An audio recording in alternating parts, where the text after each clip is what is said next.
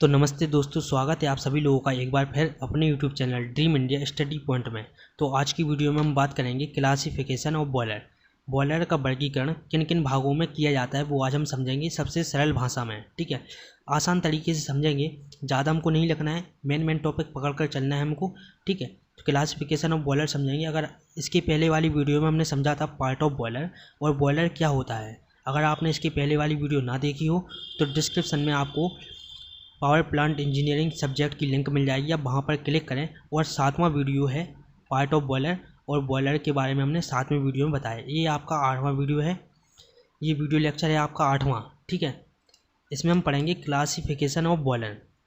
सबसे पहले जो हमारा पॉइंट है, ड्रम की अक्ष के आधार पर, मतलब जो आपका ड्रम होता है उसके आधार पर आपका बॉयलर का वर्गीकरण। इसमें है आपका हॉरिजॉन्टल बॉयलर। सबसे पहले आपका आता है हॉरिजॉन्टल बॉयलर।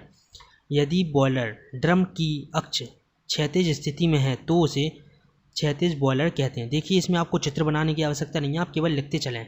अगर आपको चित्र बनाना है तो आप गूगल पर सर्च करेंगे, आपको आराम से चित्र मिल जाएगा वहाँ पर। देखिए, आपको समझा दें, यदि बॉयलर ड्रम की अक्ष क्षैतिज स्थिति में है, यदि आपका बॉयलर इस स्थिति में है, अगर आपका बॉयलर खड़ा हुआ है तो उसको हम कहेंगे क्षैतिज बॉयलर। ठीक है, इसके बाद हमारा जो दूसरा आता है वर्टिकल बॉयलर, ऊर्ध्वाधर बॉयलर। यदि बॉयलर के ड्रम की अक्ष ऊर्ध्वाधर स्थिति में है तो उसे वर्टिकल बॉयलर हम कहते हैं। देखिए, अगर आपका बॉयलर इस तरह से लेटा हुआ है तो इसको हम क्या कहेंगे, वर्टिकल बॉयलर या ऊर्ध्वाधर बॉयलर। इसके बाद जो हमारा दूसरा पॉइंट है क्लासिफिकेशन ऑफ बॉयलर का, वो है हॉट गैस के आधार पर बॉयलर का वर्गीकरण। आपकी जो गर्म गैस होती है उसके आधार पर आपका बॉयलर का वर्गीकरण। तो गर्म गैस के आधार पर बॉयलर का वर्गीकरण, सबसे पहले हमारा जो पॉइंट है वो है ए फायर ट्यूब बॉयलर।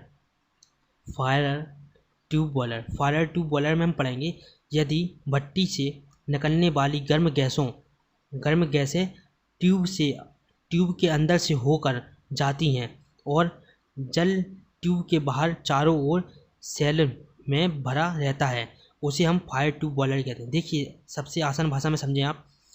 यदि इसमें क्या होता है, आपकी जो ट्यूब होती है उसके अंदर आपकी गैस प्रवाह होती है या आपकी गैस बहती है, और आपकी जो नली होती है उसके बाहर आपकी क्या जल बहता है। देखिए, एक तरह से हम समझें, आपकी ये अंदर आपकी ये गैसें हैं, ठीक, और इसके बाहर आपका जल अगर बह रहा है तो आपका ये क्या होगा, फायर ट्यूब बॉयलर। तो ये आपका होगा फायर ट्यूब बॉयलर। ठीक है, इसका जो एग्जाम्पल है वो है लंकाशायर बॉयलर और कोकरान बॉयलर ETC आदि, मतलब। ठीक है, इसके बाद जो हमारा दूसरा है वाटर ट्यूब बॉयलर में इसका ठीक अपोजिट है।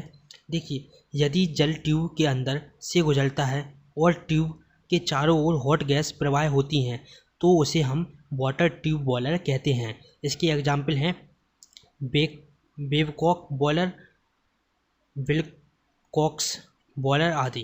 ठीक है, विल्कॉक्स बॉयलर आदि। आप देखिए, आराम से समझें इन दोनों को। फॉयलर ट्यूब बॉयलर में हमारा क्या था, फॉयलर ट्यूब बॉयलर में एक नली थी, ट्यूब। ठीक, ट्यूब के अंदर आपका जल बह रहा है और ट्यूब के अंदर आपकी गैस है और बाहर से जल बह रहा है, तो हमारा वो होगा फायर ट्यूब बॉयलर। अगर हमारे ट्यूब के अंदर वाटर है और उसके चारों ओर आपकी अगर गर्म गैस बह रही हैं तो आपका होगा वाटर ट्यूब बॉयलर।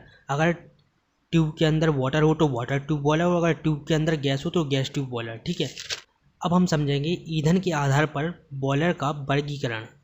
इसमें सबसे पहले जो आपका आता है कोक फायर्ड बॉयलर। ठीक, दूसरा आपका है ऑयल फायर्ड बॉयलर, तीसरा आपका है इलेक्ट्रिक फायर्ड बॉयलर। इसके बाद चौथा जो हमारा आता है वर्गीकरण, देखिए, स्टीम के आधार पर बॉयलर का वर्गीकरण। तो सबसे पहले एक जो पॉइंट है लो प्रेशर बॉयलर, वे बॉयलर जिसमें भाप का निर्माण 80 बार दाब प्रेशर, 80 बार लिखा हुआ है BAR। ठीक है, वे बॉयलर जिसमें भाप का निर्माण 80 बार दाब प्रेशर से कम हो जाता है, दाब या प्रेशर एक ही चीज़ है। ठीक है, से कम हो जाता है, ऐसे बॉयलर को हम क्या कहते हैं, लो प्रेशर बॉयलर हम कहते हैं। हाई प्रेशर बॉयलर क्या होता है, वे बॉयलर जिसमें भाप 80 बार दाब से अधिक दाब पर भाप का निर्माण होता है। ठीक है, उसको हम कहते हैं हाई प्रेशर बॉयलर। देखिए आप आराम से समझें, जो अगर आपका 80 बार दाब से कम पर आपका भाप का निर्माण होता है तो आपका होता है लो प्रेशर बॉयलर। अगर आपका 80 बार दाब से अधिक भाप प्रेशर पर आपका अगर भाप का निर्माण होता है वो होता है हाई प्रेशर बॉयलर। ठीक है। इसके बाद हम जानेंगे उपयोग के आधार पर बॉयलर का वर्गीकरण। देखिए उपयोग के आधार पर क्या है, आपका जो पहला है फिक्स्ड बॉयलर। फिक्स्ड बॉयलर क्या होता है, जो बॉयलर एक जगह स्थिर होता है या उसको कहीं ले जा नहीं सकते हम बॉयलर को, वो एक जगह स्थिर होता है, उसको हम कहते हैं फिक्स्ड बॉयलर कहलाते हैं। ठीक है। आपका जो होता है फिक्स्ड बॉयलर वो एक ही जगह स्थिर रहता है। पोर्टेबल बॉयलर, ऐसे बॉयलर जो एक स्थान से दूसरे स्थान तक आसानी से ले जा सकें, उसको हम क्या कहेंगे, पोर्टेबल बॉयलर। फिक्स्ड बॉयलर क्या होते हैं आपके, जो एक ही जगह पर स्थिर रहें, और पोर्टेबल बॉयलर को हम एक जगह से दूसरी जगह पर ले जा सकते हैं। ठीक है। देखिए हमारा छठवां जो पॉइंट है वो है बॉयलर सर्कुलेशन के आधार पर। नेचुरल सर्कुलेशन बॉयलर, सबसे पहले इसके अंतर्गत आता है आपका क्या, नेचुरल सर्कुलेशन बॉयलर। ऐसे बॉयलर जिसमें जल का प्रवाह बिना किसी बाहरी फोर्स से होता है उसे नेचुरल सर्कुलेशन बॉयलर कहते हैं। देखिए आप अगर सरल भाषा में समझें, ऐसा बॉयलर जिसमें जल का प्रवाह, या मतलब हम समझ लें जल बिना किसी बाहरी फोर्स से बहता है। ठीक है, नलियों में जल बिना किसी फोर्स से बहता है, उसको हम क्या कहेंगे, नेचुरल सर्कुलेशन बॉयलर। जब हमें किसी बाहरी जल को प्रवाह करने में बाहरी किसी फोर्स का उपयोग ना करना पड़े तो हम उसको कहेंगे नेचुरल सर्कुलेशन बॉयलर। अब हम समझेंगे दूसरा जो हमारा है फोर्स सर्कुलेशन बॉयलर। ऐसा बॉयलर ऐसा बॉयलर जो जल का प्रवाह पंप द्वारा या बाहरी बल से होता है उसे हम क्या कहते हैं, फोर्स सर्कुलेशन बॉयलर। देखिए ऐसा बॉयलर जिसमें जल को प्रवाह करने में हमें किसी बाहरी फोर्स की आवश्यकता लेनी पड़े, ठीक, या आवश्यकता पड़े, उसको हम कहेंगे फोर्स सर्कुलेशन बॉयलर। और ऐसा बॉयलर जिसमें हमें जल को प्रवाह करने में बाहरी किसी फोर्स की आवश्यकता ना पड़े उसको हम कहेंगे नेचुरल सर्कुलेशन बॉयलर। तो आज की वीडियो में हमने जाना क्लासिफिकेशन ऑफ बॉयलर।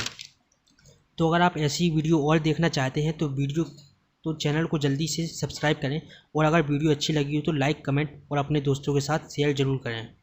तो चलिए मिलते हैं अगली वीडियो लेक्चर में। और आप में से कौन कौन नोट्स बना रहा है, जो भी नोट्स बना रहा है, तो अपना नाम कमेंट बॉक्स में ज़रूर से लिखें ताकि मुझे भी पता चले कि आखिर कौन कौन नोट्स बना रहा है। ठीक है, चलिए मिलते हैं अगली वीडियो लेक्चर में। नमस्ते।